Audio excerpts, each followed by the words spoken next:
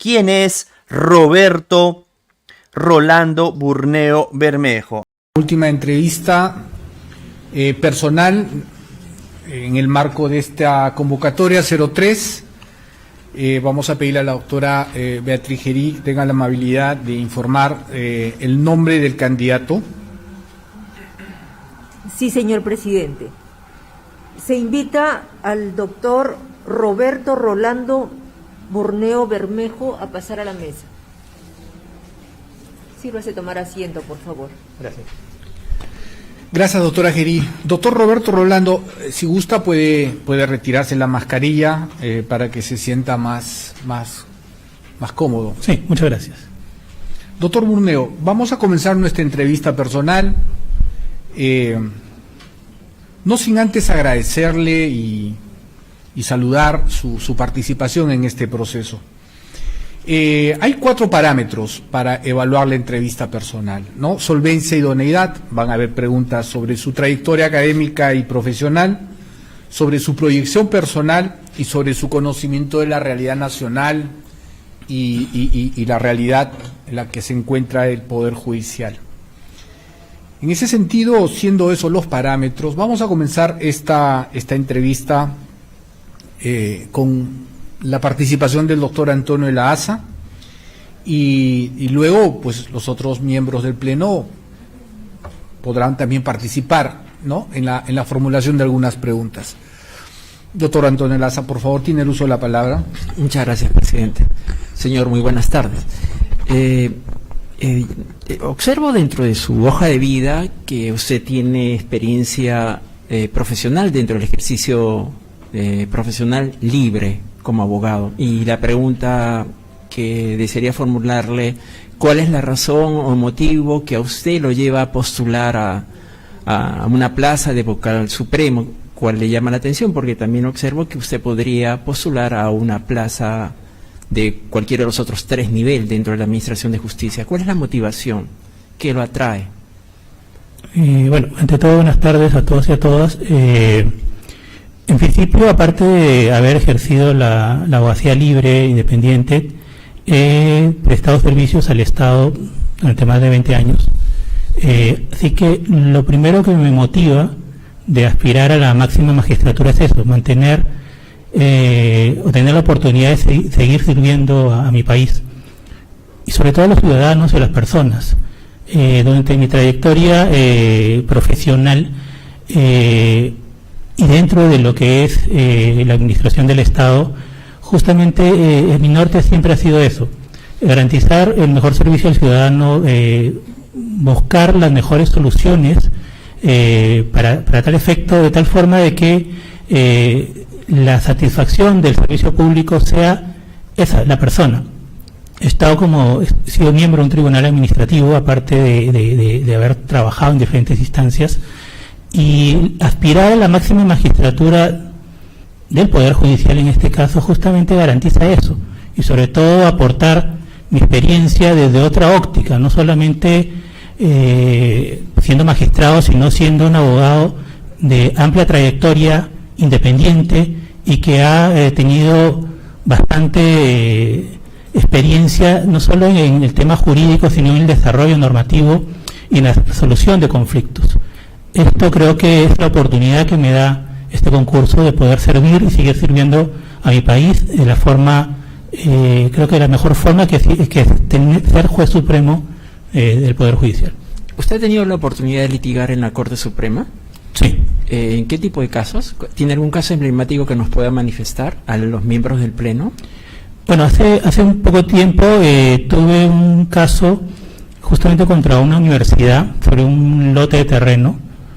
Subió en casación hasta 5 o 6 veces y yo lo tomé ya casi al final. Se trataba de un tema de una inscripción no adecuada que se tuvo. Había doble inscripción, habían muchos intereses de juego, a tal punto de que se tuvo que cambiar todo el Tribunal Supremo, porque la mayoría de los jueces que estaban ahí tenían o enseñaban en esa universidad o tenían algún interés encontrado.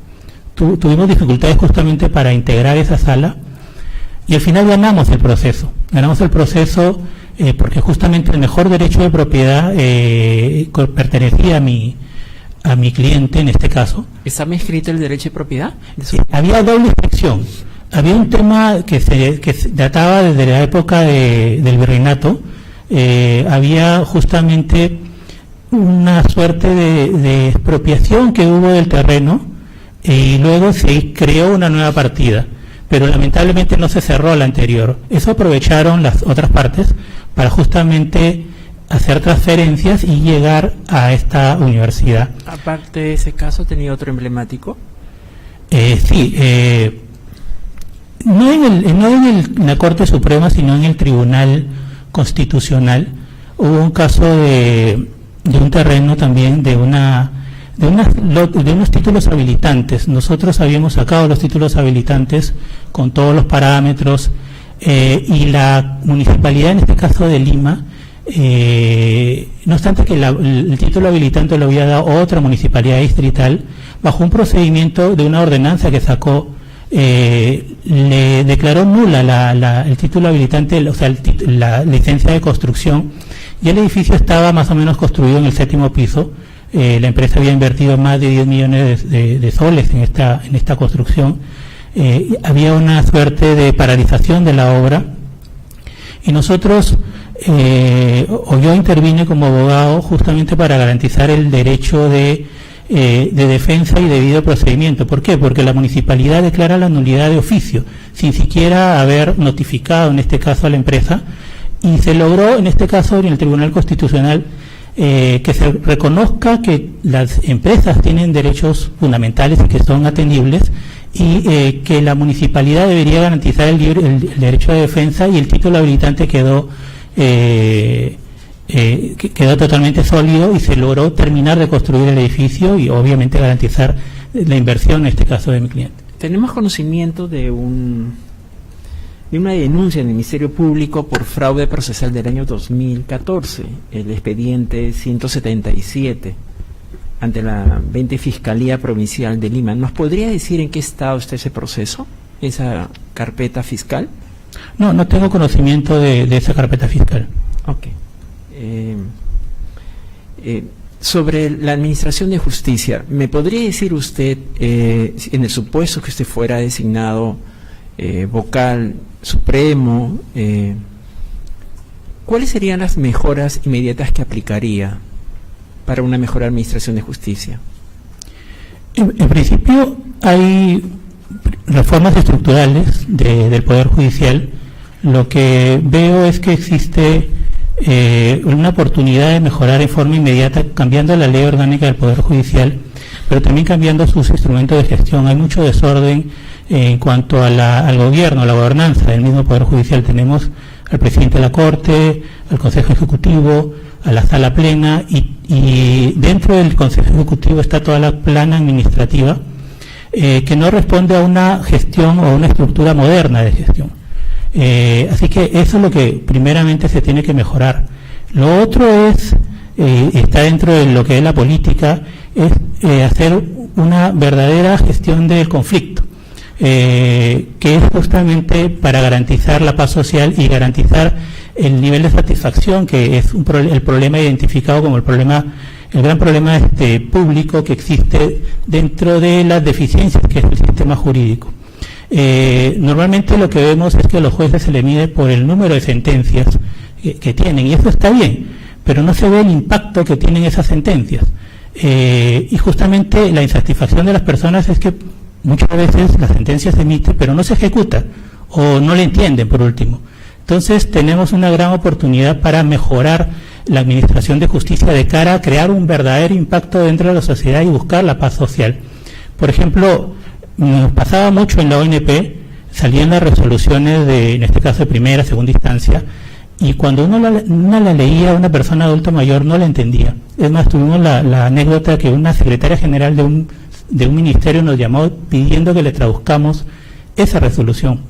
Eso nos preocupó bastante, porque siendo abogada, una persona de experiencia, no sepa leer una resolución de la ONP, nos preocupaba sobremanera. Lo que hicimos fue hacer un mapeo de todas las resoluciones que emitíamos, cómo la emitíamos, en qué sentido y en qué lenguaje usábamos. De tal forma de que sistematizamos todas las posibles resoluciones que teníamos y la volcamos a un lenguaje que sea cercano a la persona. Justamente no solamente es emitir una sentencia, que tenga impacto, que sea en el idioma de la persona en el caso de que tenga otro dialecto, otra lengua dentro del Perú, sino que lo sepa leer una persona directamente, sin necesidad de una defensa o de una asesoría técnica. Eso también es importante implementar. Okay. ¿Me puede decir cuántos distritos judiciales tiene la República?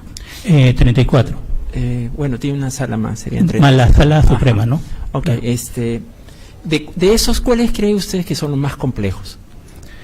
Obviamente los distritos de Lima, el distrito de Loreto, que tiene un amplio terreno y sobre todo falta de comunicación, y los distritos donde están las ciudades más grandes, ¿no? Piura, Arequipa, Trujillo, que son, entiendo yo, los que existe mayor carga procesal y también mayor complejidad en cuanto a los asuntos que atienden, ¿no? En cuanto a los recursos que requiere el Poder Judicial, porque siempre hablamos del temas complejos, recursos económicos, ¿usted cree que si en el supuesto fuera usted elegido vocal de la Corte Suprema y fuera elegido también como presidente del Poder Judicial, cómo manejaría usted el tema del presupuestal? ¿Sabe el monto del presupuesto que tiene el Poder Judicial en este momento y cómo se ha distribuido en los 35 distritos judiciales? El monto es cerca de 3.000, un poco más de 3.000 millones de soles. ¿Cómo está distribuido a grandes rasgos? No lo sé en detalle, pero lo que veo es un gran problema de gestión que tiene el Poder Judicial. En principio, porque el presidente de la Corte o del Poder Judicial solo tiene un mandato de 2 años. Por lo tanto, el primer año está ejecutando el presupuesto que desarrolló el presidente anterior. El segundo año recién ha elaborado su presupuesto, pero ya terminó su gestión. Hay un tema que también se tiene que mejorar ahí en cuanto al manejo presupuestal, que es el periodo que debe tener el presidente de la Corte para justamente tener mayor cintura, mayor margen de ejecución presupuestal. Lo segundo que veo es que si bien siempre se ha aspirado que el Poder Judicial tenga el 4% del presupuesto nacional, ahorita estamos hablando de cerca de 200.000 millones de soles, el 4% sería alrededor de 10.000 millones de soles, es decir, que le faltan 7.000, porque le han dado solo 3.000, pero tiene un gran problema el Poder Judicial, al menos lo veo en papeles, y en la ejecución, la consulta amigable. A la fecha, estamos junio, casi ya mediados de junio, y solo ha ejecutado el 30% de su presupuesto. Es decir, yo he trabajado en el Ministerio de Economía también. Si ahorita el presidente de la Corte quiere mayores recursos, lo que le va a decir cualquier director de presupuesto, todavía no se ha ejecutado en junio, ni siquiera la tercera parte de tu presupuesto. Entonces hay un tema, intuyo yo, de falta de capacidades internas en cuanto al manejo presupuestal. Una pregunta. Y finalmente, lo que veo es bastante dispersión del presupuesto mismo. Como dije en el anterior comentario, la Comisión Ejecutiva tiene toda la plana administrativa, aparte de tener direcciones que me parece que duplican sus funciones, también tiene comisiones. Por lo tanto, también hay una suerte y una oportunidad bastante grande de mejora en cuanto a la eficiencia de la ejecución presupuestal y del manejo presupuestal. Correcto, pero más o menos el 75% del presupuesto se va en pago de planillas. Y por opinión, noticias periodísticas que van y vienen, sabemos que es muy probable que exista una huelga del Poder Judicial. Existe un número como de 50 sindicatos que tiene el Poder Judicial a nivel nacional. ¿Cómo resolvería usted el problema?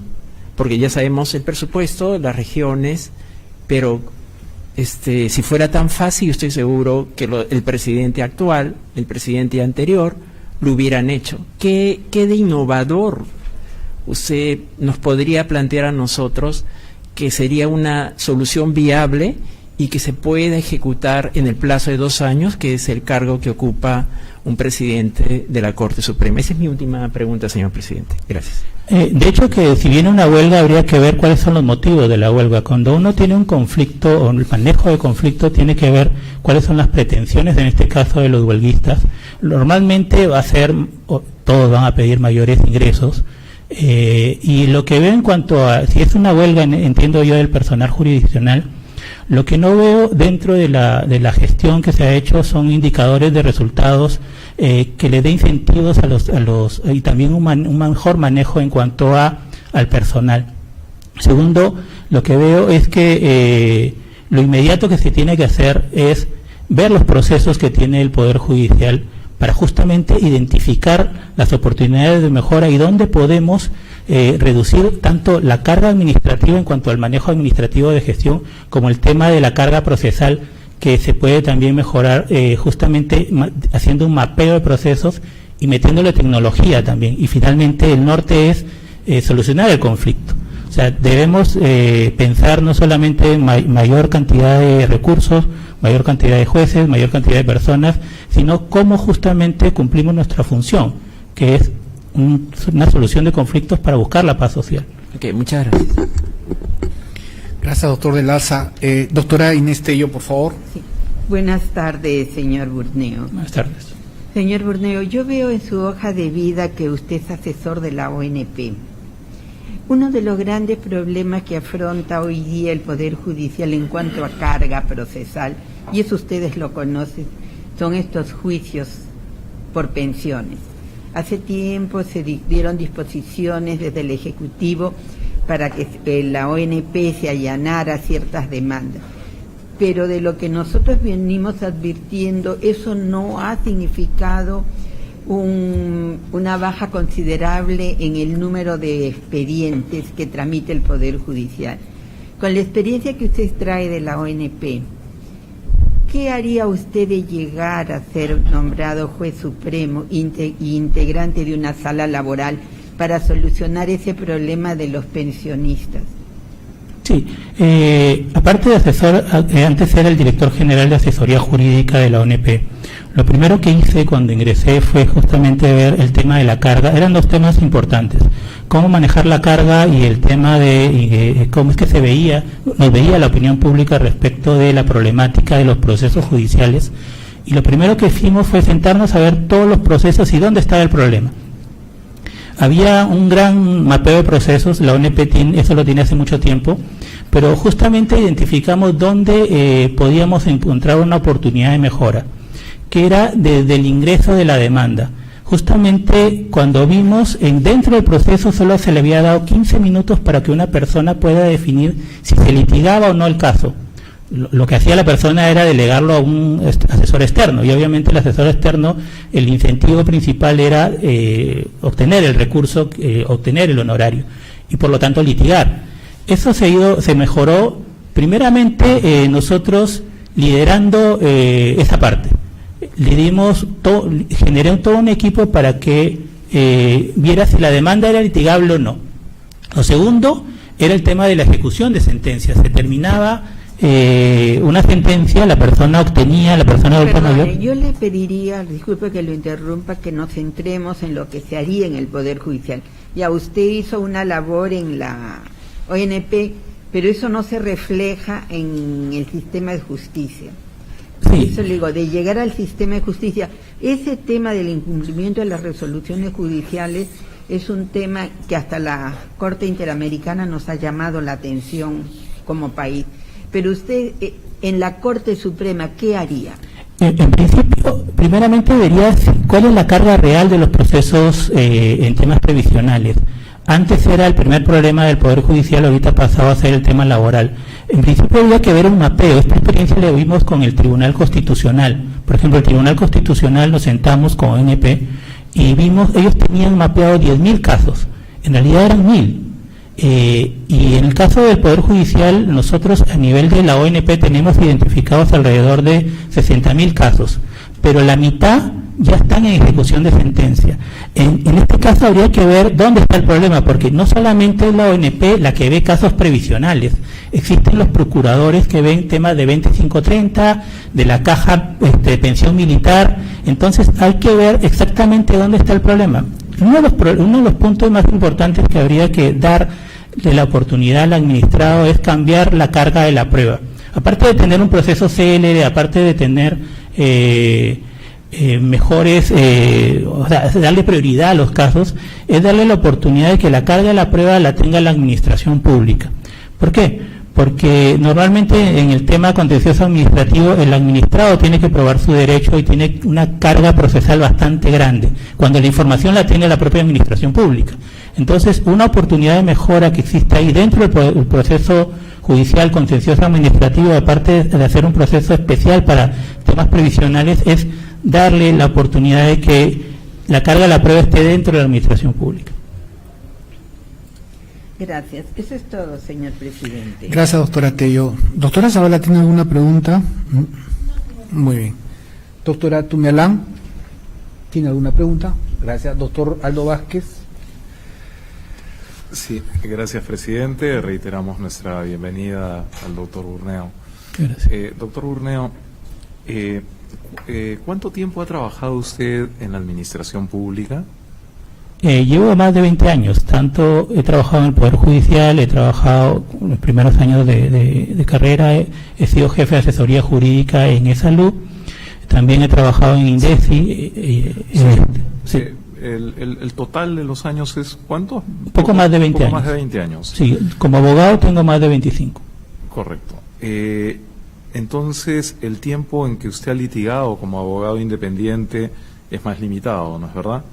Hubo un tiempo en que estuve consultor de PNUD de INDECI y paralelamente también era abogado independiente porque me lo permitía en este caso el tipo de contrato, pero ha sido más limitado, pero también he tenido bastante experiencia últimamente en la ONP y también como tribunal, en el Tribunal Administrativo como vocal. Comprendo. Digamos, el sentido de mi pregunta es establecer, digamos, el tiempo en que usted ha litigado. ¿En qué años ha litigado concretamente? Cuando, al principio de mi carrera, cuando era jefe de asesoría jurídica en este caso de salud, era yo apoderado judicial y teníamos, aparte de ser el abogado interno, litigaba también dentro. También fui miembro del estudio de un estudio de abogados que también teníamos una parte litigaba, yo era el que veía el tema tantos tributarios como administrativos. También últimamente en la ONP como director de asesoría jurídica hacemos las veces de procurador, o sea, digamos, yo era el procurador de todo el tema judicial, tanto a nivel de procesos judiciales, arbitrales y demás que teníamos. Como decía hace un rato, teníamos una carga que administrar de más de 60.000 procesos judiciales de diferentes materias y en diferentes instancias. ¿Pero usted intervenía, acudía a hacer informes orales? Claro, cuando era, sobre todo en temas arbitrales, yo sí acudía, y por el tema del impacto. Los otros, más que todo, hacía la gestión y el seguimiento y la coordinación con todo el equipo. Con abogados externos, presumo. Con abogados externos, y una experiencia que hicimos o que yo hice cuando ingresé, fue crear un equipo de patrocinio directo, que le llamamos. ¿Qué significaba eso? Identifiqué que dentro de la ONP había mucha experiencia, gente que tenía bastante trayectoria en litigar, así que lo que hicimos fue directamente manejar el proceso sin externalizarlo. Esto generó una bonita experiencia, porque finalmente estimamos que con el equipo o con el gasto que se podría haber generado con este equipo o externalizando los procesos era alrededor de 7 millones de soles. Con este equipo... Comprendo. Digamos, mi intención es establecer, digamos, la intensidad con la que usted ha litigado, con la que usted ha tenido contacto con el sistema de justicia, con el Poder Judicial específicamente, y pues cuánto ha transitado efectivamente por las vías propias del sistema de justicia, y usted me lo está explicando. Usted ha sido además secretario de juzgado. Sí, fue apenas salí de la universidad, tuve un año casi. Pero eso ha sido en 2008, me parece. No, en el año 98, si no me equivoco. Correcto, porque acá en el sistema lo tengo como 2008, pero puede el dato estar errado, ¿no? Sí, no, en el 98 fui secretario de juzgado. Correcto. Fue por poco tiempo, estuve cerca de un año, ¿no? Sí, cerca de un año. Después pasé a ser jefe de asesoría jurídica de salud en la gerencia departamental de Tumbes. ¿Y cómo fue su experiencia como secretario de juzgado? Bueno, era una época que transitábamos entre lo que era digamos, la administración antigua, con donde teníamos que trabajar con máquina de escribir, aún coser expedientes, se gestionaba internamente todo, tanto el juez, en este caso, y con el apoyo del secretario de juzgado, administraban tanto la parte administrativa como la parte judicial. Fue muy importante porque me permitió tener esta experiencia interna de conocer el Poder Judicial y poder de alguna forma volcar, en este caso recién salía de la universidad con mi juventud y el conocimiento, y en este caso más que todo ganar experiencia en el tema judicial y del manejo interno del expediente. ¿Eso ocurrió en Lima? No, eso ocurrió en Piura. En Piura. Sí. ¿Y por qué dejó usted esa posición como secretario de juzgado? ¿No le dio continuidad a esa incursión en el sistema de justicia? En principio porque tuve la oportunidad de ser jefe de asesoría jurídica en Salud. Segundo, que había un tema importante. En aquella época creo que pagaban 500 soles a un secretario de juzgado. Era muy poco el ingreso. O de alguna forma veías la forma de agenciarte algún otro ingreso que era imposible siendo parte de la Administración de Justicia. Y tercero, porque también en lo que era la oportunidad que me daban como jefe de asesoría jurídica, en este caso del área jurídica de salud, también podía litigar. Tenía una suerte de siendo bien joven, porque hablo de 23 años tenía en esa época. Me daban la oportunidad de una jefatura, así que no tuve que pensarlo mucho, ¿no? ¿No ha intentado usted insertarse nuevamente en el Poder Judicial luego de esa oportunidad, no? En alguna oportunidad participé en un concurso público para juez superior, si no me equivoco, para el 2014, pero no llegué hasta, pasé algunas etapas, pero no llegué hasta el final. Correcto. Hace un momento, ante una pregunta del doctor de la ASA, señaló usted que no tenía conocimiento de una investigación, digamos, en la 20 Fiscalía Provincial Penal. ¿Nunca ha sido notificado al respecto? No, si no, ahorita conocería del caso y lo podría de alguna forma es probable indicar. Que sea, por la antigüedad también es probable que esté archivado, pero es un poco extraño porque figura en el reporte que envía el Ministerio Público. También, incluso aquí en la Junta Nacional de Justicia, ha tenido usted una denuncia. ¿No lo sabía? No, la verdad que... La verdad es que no corresponde tampoco, porque usted no es magistrado. Y por cierto, se ha desestimado esa denuncia aquí en la Junta Nacional la verdad de Justicia. que primera noticia. Fue por su actuación como integrante del Tribunal Administrativo Provisional de la Oficina de Normalización Provisional.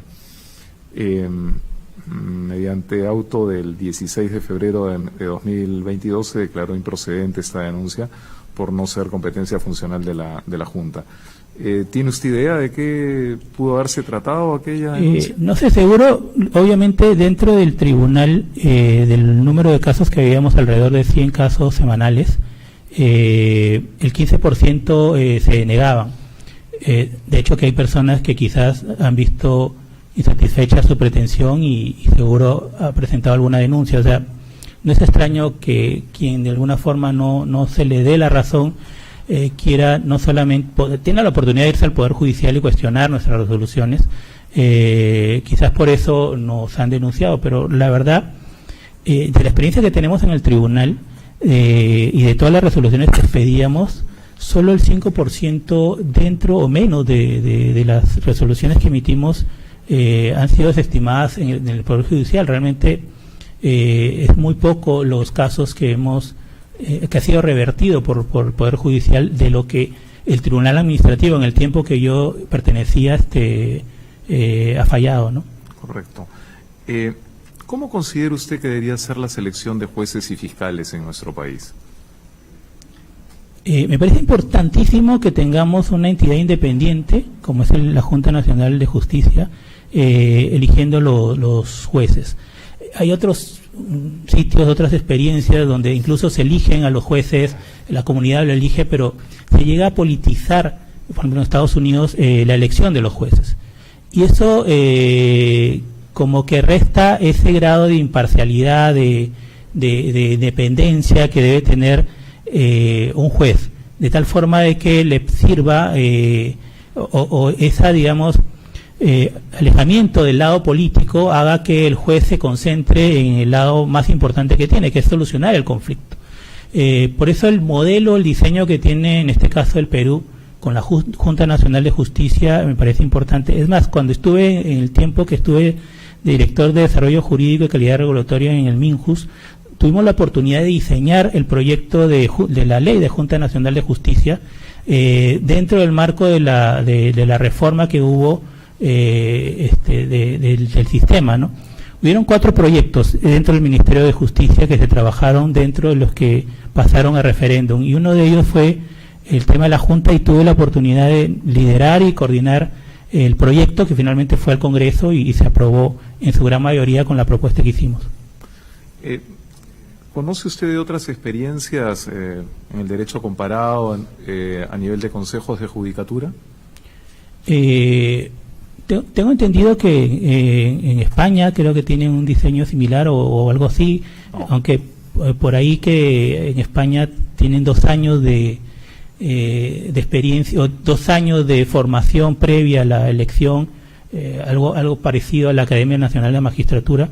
Después no tengo otro conocimiento de un modelo similar a la Junta Nacional de Justicia dentro de lo que es el diseño peruano, ¿no? Pero ¿comprende usted el concepto de consejos de judicatura? ¿Sabe lo que son? ¿Sabe cuál es la dimensión que tienen a nivel universal? Entiendo el concepto de la Junta Nacional de Justicia y la razón de ser de la misma, ¿no? Que busca que un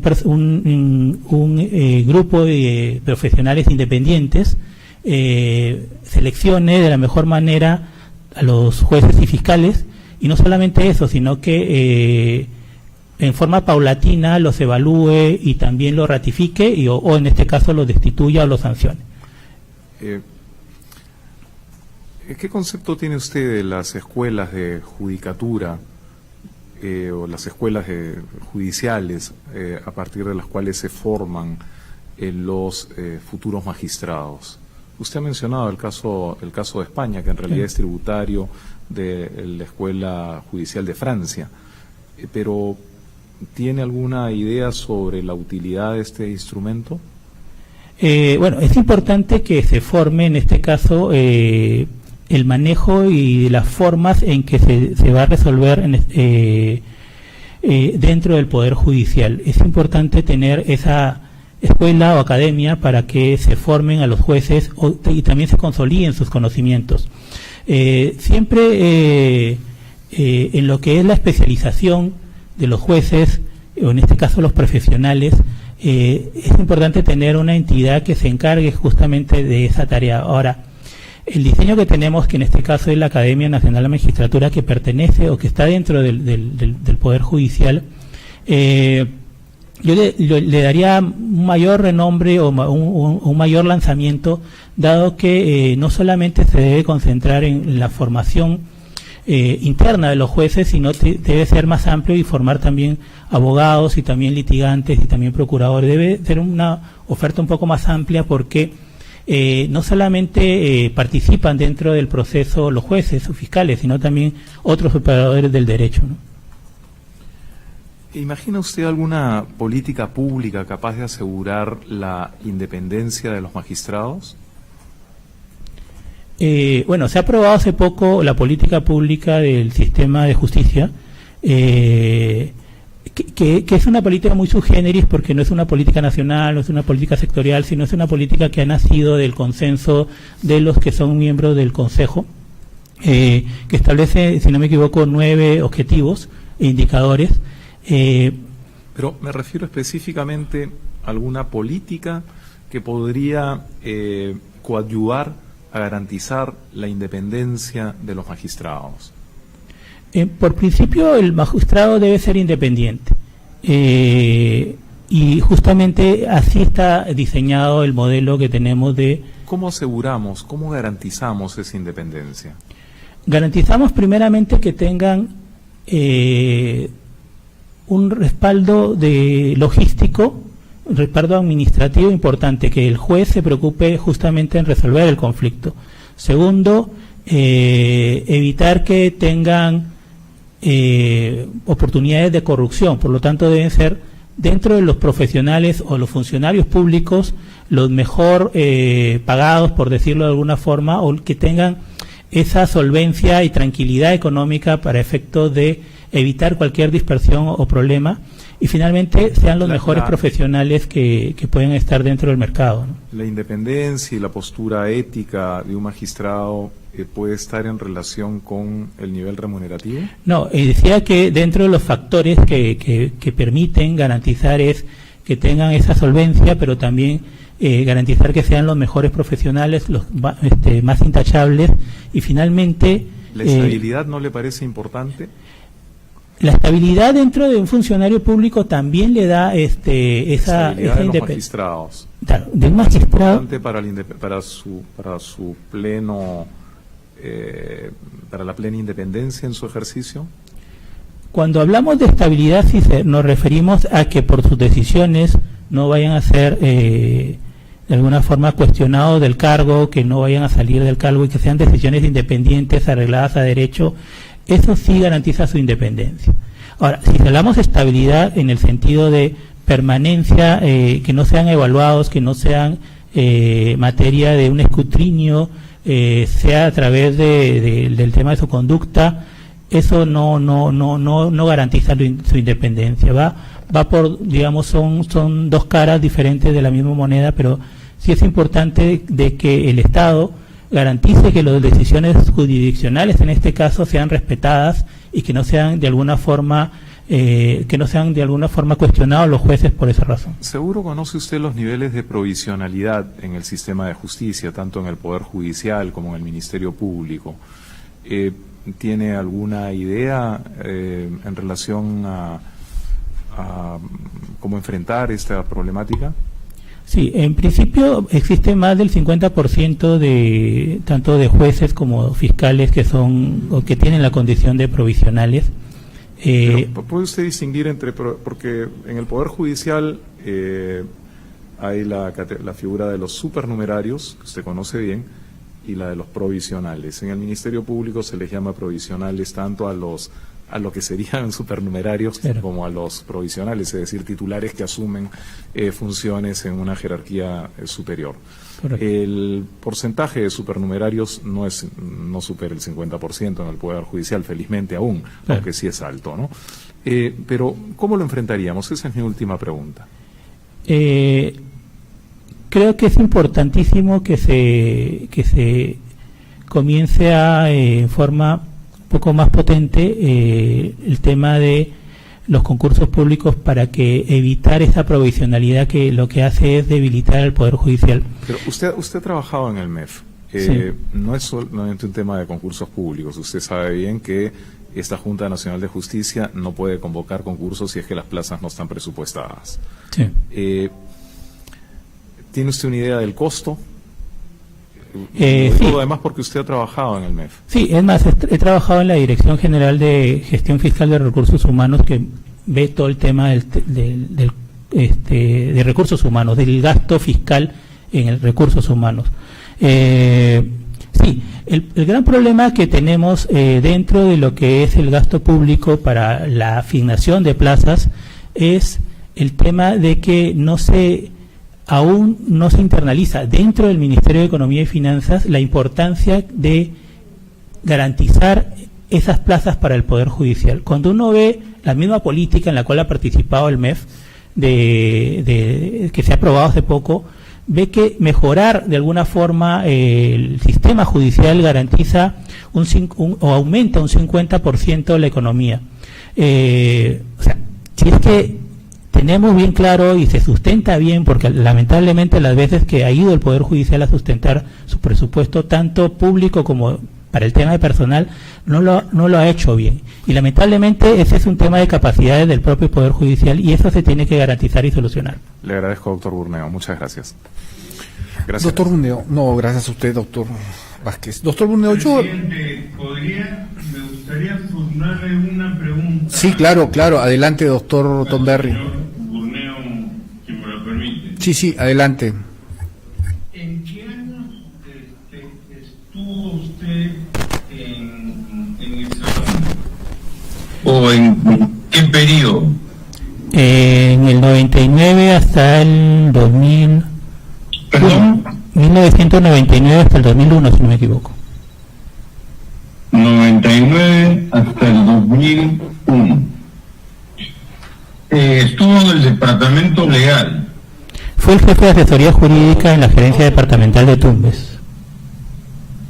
Y en ese periodo en que usted estuvo en salud, ¿tuvo usted alguna noción, algún atisbo de actos de corrupción que hubieran habido en salud o nunca no encontró nada parecido? En el tiempo que estuve y en la gerencia que estuve, tuvimos algunos problemas en cuanto a la ejecución o temas relacionados con el gasto en la compra de medicamentos. Se sancionaron algunos médicos que estuvieron participando en unos procesos de selección por ese tema y se mejoraron los procesos para evitar justamente eso. Ahora, si hablamos de actos de corrupción a nivel ya de la gerencia central, no podría decir porque no era mi manejo, ¿no? Pero dentro de lo que era mi manejo sí podría decir que se dieron las soluciones y las sanciones en este caso a las personas que estuvieran involucradas. ¿Y cuál fue su reacción frente a esto? Digamos, pues, de alguna manera usted, me imagino, tuvo conocimiento, detectó que había cosas irregulares, por decirlo de alguna manera. ¿Cuál fue su actitud? Siempre me he movido sobre la base del principio de observancia de las normas, del debido proceso, de la debida administración. Y siempre he tratado de que eso se garantice. Así que frente a situaciones de ese tipo, no solamente en salud, donde he estado, lo que he tratado es de que se cumpla esa observancia y se garantice desde el lado legal esos objetivos, tanto en el cumplimiento de las normas, en el cumplimiento de los procesos, como evitar que existan dispersiones o gastos innecesarios o el robo del dinero, en este caso que es del erario público, ¿no? Bueno, y habiendo detectado esto, digamos, ¿esto tuvo alguna incidencia en su separación o su decisión de dejar el cargo en el salud o no? No, el cargo era de confianza. Hubo cambios de gestión y obviamente cambiaron a la plana, en este caso de confianza. Yo como jefe de asesoría jurídica salí por ese motivo, no fue por otra razón. Bien, gracias, señor presidente, gracias. Gracias, doctor Tomberry. Doctor Burneo, yo tengo unas preguntas muy cortas. Yo, en primer lugar, tengo que reconocer, y creo que la democracia lo que quiere de los ciudadanos es su participación y su acceso en la cosa pública, en este caso en la justicia. Eso tengo que destacarlo en usted. Y además no lo destaco, sino que también lo valoro. Sin embargo, cuando yo veo su hoja de vida, yo veo que no hay cursos, no hay un entrenamiento para la organización, la administración de organización de personas, ¿no?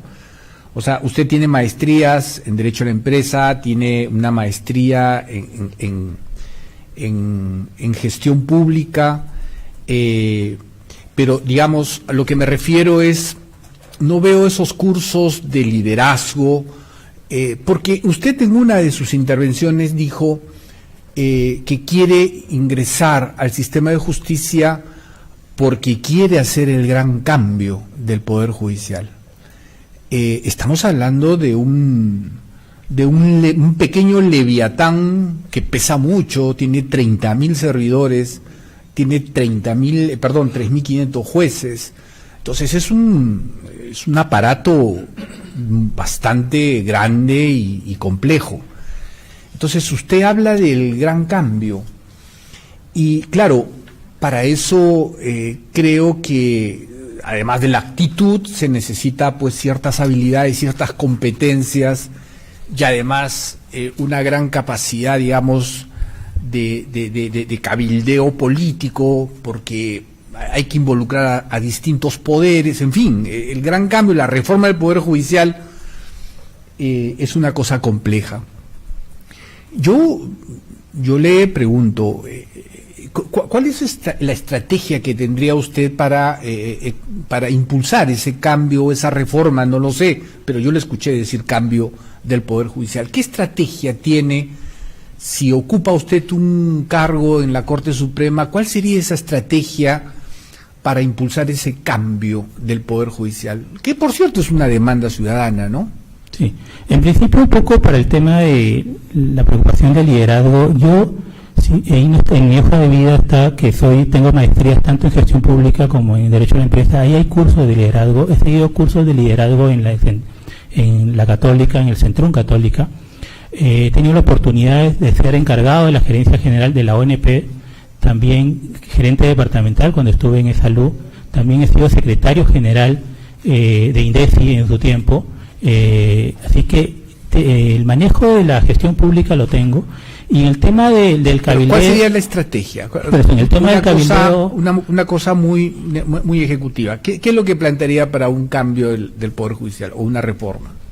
En principio, la reforma inmediata es actualizar los documentos de gestión, que es lo que tengo y lo que puede hacerse internamente. Y por eso se tiene que hacer un convencimiento, en este caso de los jueces supremos, porque en ellos está, en su mayoría de los casos que integran el Consejo Ejecutivo, de que esto es viable, de que esto va a garantizar la eficiencia del mismo Poder Judicial y no se necesita de nadie más que del mismo Poder Judicial para lograr ese objetivo.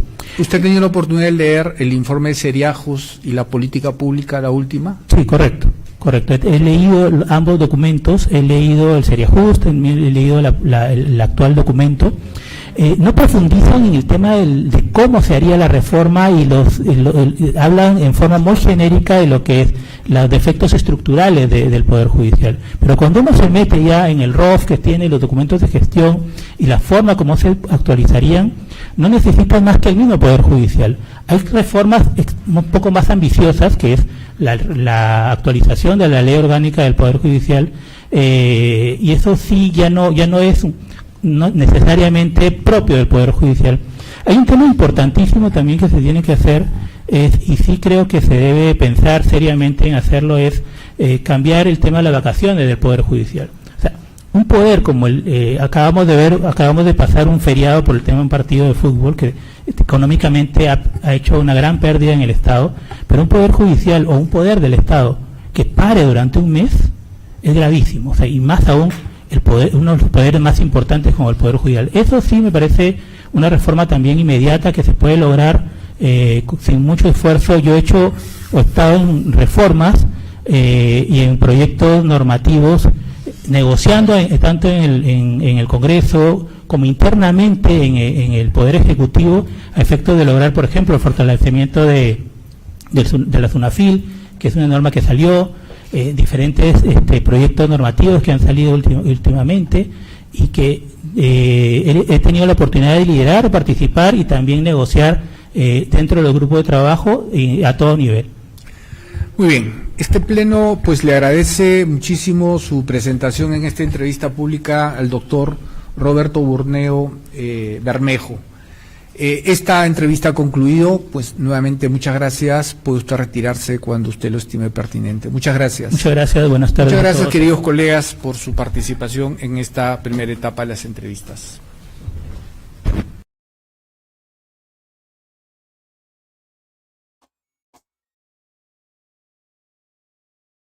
Muy bien, entonces hemos escuchado cómo fue la entrevista de Roberto Burneo Bermejo para juez supremo. Hay que recordar que el día de hoy fue elegido presidente del Jurado Nacional de Elecciones, donde va a tomar la rienda el 22 de noviembre. Así que ya el Jurado Nacional de Elecciones está diciendo adiós a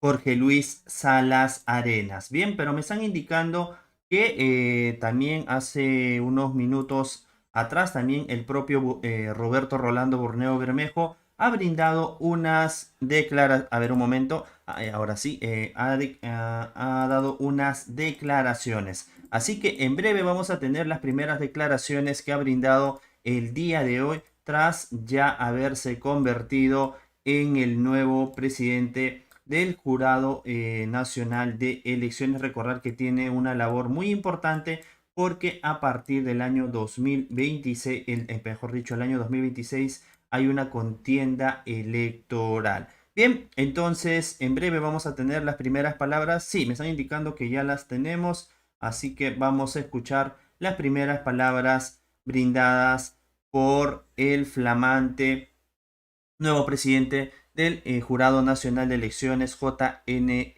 en este caso Roberto Burneo Bermejo. Así que escuchemos.